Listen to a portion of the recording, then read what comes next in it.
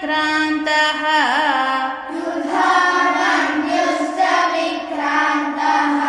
ఉత్తమౌజాశ్చ వీర్యవాన్ సౌభద్రో ద్రౌపదేయాశ్చ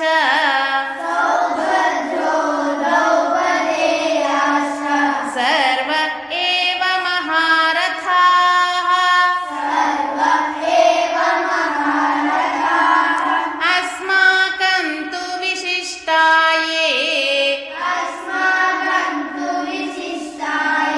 తాన్ నిబోధద్విజోత్తమ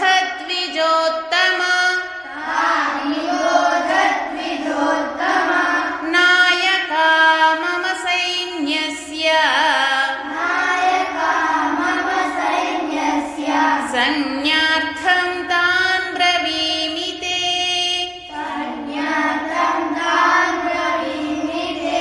భవాన్ భీష్మశ్చ కర్ణశ్చ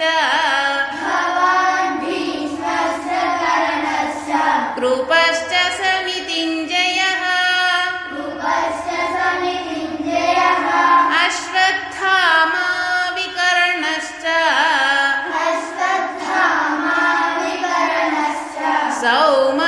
సౌమదత్తిస్తథైవ చ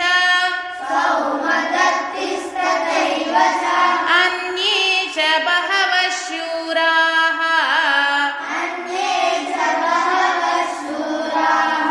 మదర్థే త్యక్తజీవితాः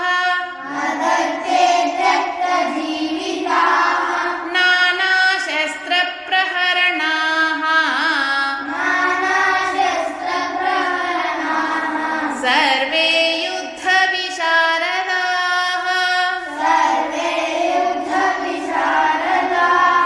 అపర్యాప్తం తదస్మాకం బలం భీష్మాభిరక్షితం పర్యాప్తం త్విదమేతేషాం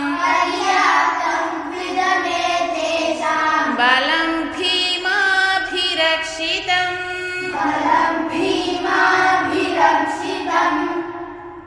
6 నుండి 10వ శ్లోకం వరకు గల భావము.